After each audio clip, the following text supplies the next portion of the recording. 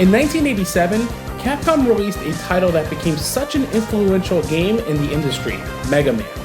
The series became such a huge success, with numerous installments released in the main series, followed by many spin-off series, like Mega Man X, Mega Man Legends, Mega Man Zero, Mega Man Battle Network, and Mega Man ZX. I mean, the series even had a really cool cartoon back in the 90s.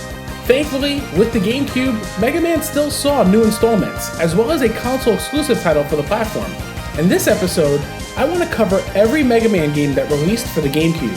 So let's sit back, relax, and dive right into the world of the Blue Bomber himself, Mega Man.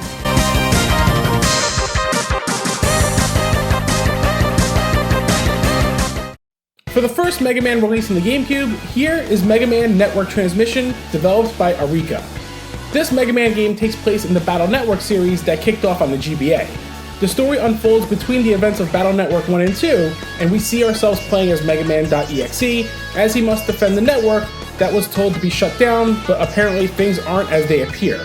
The Zero virus has spread and infected Navis to manipulate the network world itself, and it's up to Lan and his partner, Mega Man.exe, to stop them.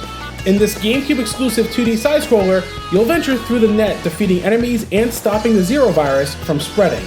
I'll admit, I never tried the Battle Network games despite being a big Mega Man fan, so this was my first go-around in this universe. While it is a side-scroller, it is very different from the previous Mega Man games. Instead of relying mostly on your Buster Cannon and acquired boss abilities, there's a chip system here, and that takes some time to get used to, but is absolutely essential to progress through the game. The normal Buster is incredibly weak, so using these chips is where the combat focus is.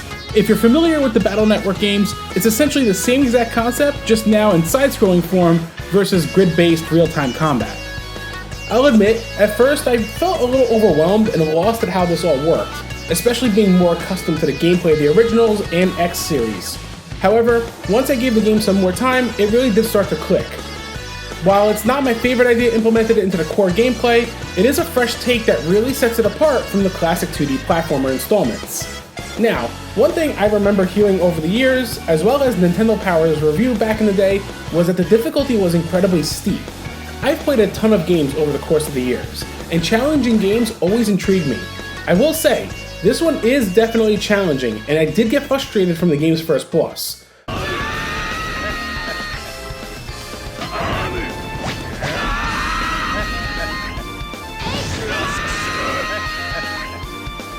But once I grasped the mechanics a little bit more and learned the boss patterns, like the old school days, I will say I enjoyed the challenge so far. Visually, Mega Man Network Transmission is a fairly nice looking game with neat cell shading, 60 frames per second performance, and really nice lighting effects. Controls are responsive as well, which is very key for a Mega Man game. Being my first experience with the Network universe, I know many will say to try the Battle Network GBA games, and honestly, I think I will after playing this.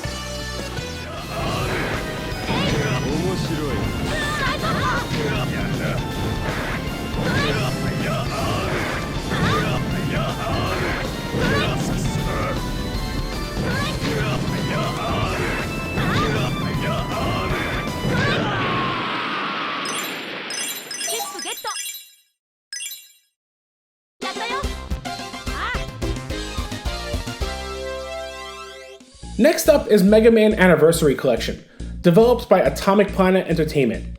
This compilation actually has 10 games total on here, 8 of which are the console games and 2 are arcade games that were never before released stateside. The 8 console games are Mega Man 1 through 6 on the NES, Mega Man 7 for the SNES, and Mega Man 8 for the PS1, and this is actually the version they used instead of the Saturn version. In the collection, the developers implemented 2 features to make the games more accessible for newcomers to the series, as well as those wanting an easier time. There's Navi mode and the ability to play an easy mode for the games.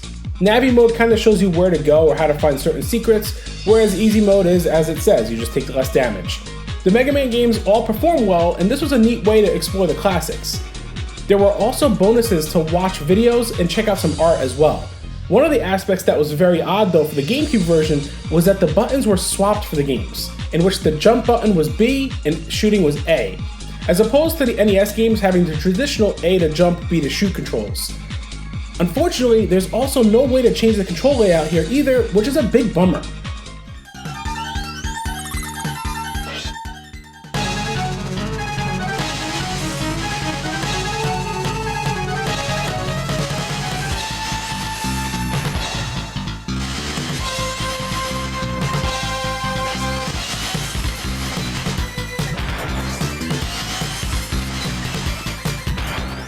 Now, what I want to dive into a little bit more are the Mega Man arcade games that were included here, Mega Man Power Battle and Mega Man 2 The Power Fighters.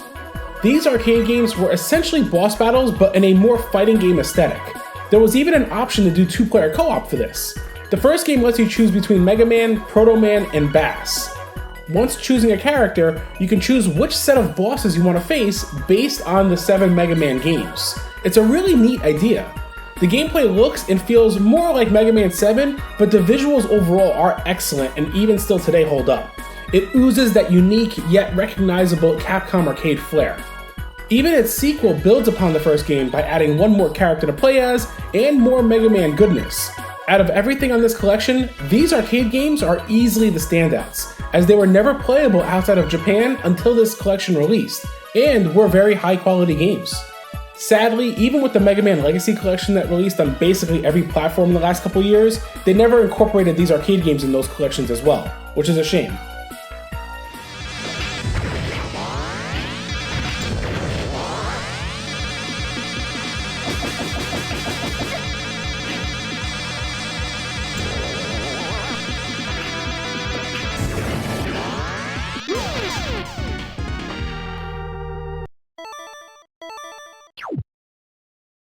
Next up is Mega Man X Command Mission, developed by Capcom.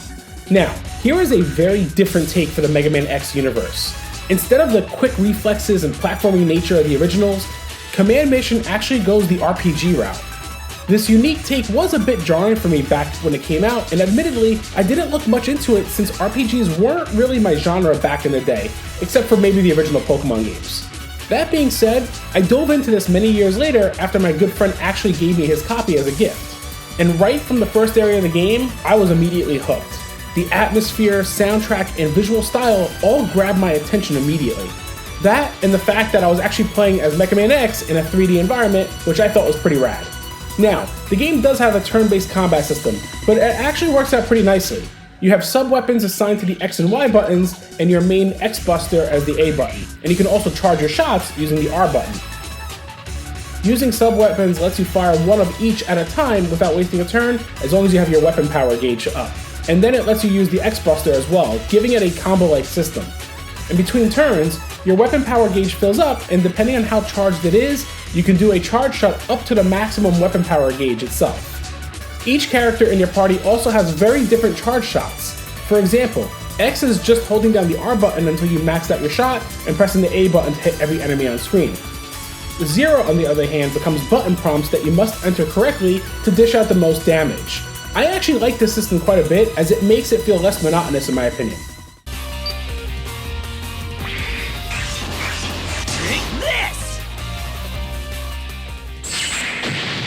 When not in combat or hitting random encounters, you will be exploring the areas and advancing through the game's various chapters. I do like that X still has his dash mechanic, and I also like that he has an energy trail whenever he's running. Actually, speaking of the visuals, I really love the way this game looks. The cell shading is excellent with top-notch texture work and character models, all while running at 60 frames a second. If you've never played Mega Man X Command Mission, I highly recommend giving it a try. I personally was surprised at how much I'd get into the game, and it's a lengthy one for sure.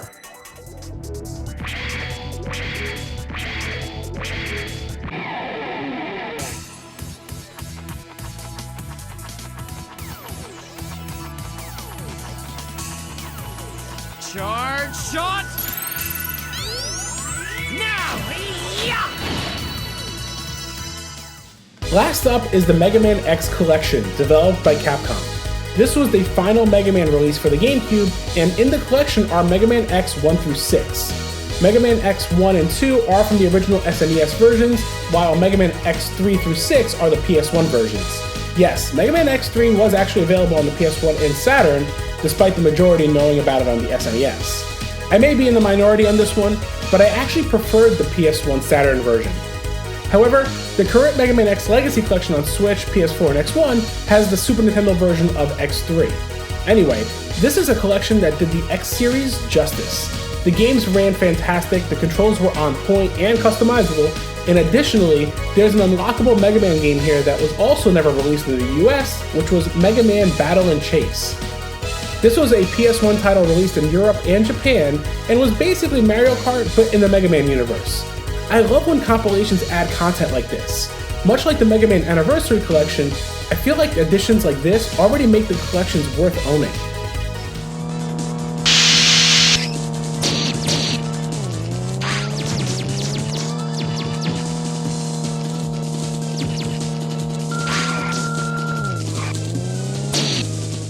Granted, you will need to complete Mega Man X 1, 2, and 3 to unlock this mode. Now, I do love the quality of life improvements here as well, between each game letting you save after completing a level, which also shows you your current progress in their respective games, like which armor and weapons you've acquired. Additionally, you can still use passwords from the original games if you prefer this method as well. I also like that the game's UIs were tweaked based on the console you're playing on. For example, Mega Man X4's menu screen shows press start or A, and the A is the same icon as the A button on the GameCube controller. I feel like something as minor as this is a nice touch. Mega Man X games are pretty awesome, with the original Mega Man X being my personal favorite still, but X1 through X4 are all high quality experiences. X5 and X6 are good too, but it starts to feel a little bit less inventive at that point.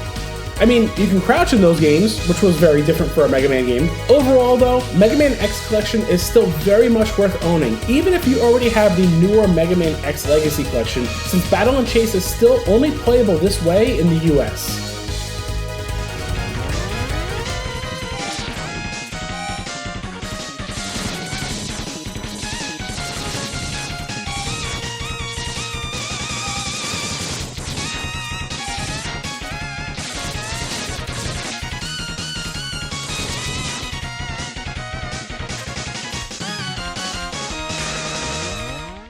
Mega Man has had quite the lineage, garnering such a huge fan base through its numerous formats and entertainment.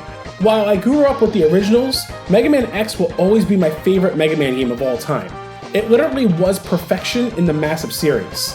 While the PS2 did end up getting Mega Man X7 and X8 exclusively on their platform that generation, I am fully content with the lineup of Mega Man games the GameCube received. So, which Mega Man games were your favorites? Did you ever try Network Transmission or Command Mission? Sound off in the comments below, as I'd love to hear your thoughts and experiences. I hope you all enjoyed, and I will catch you in the next video.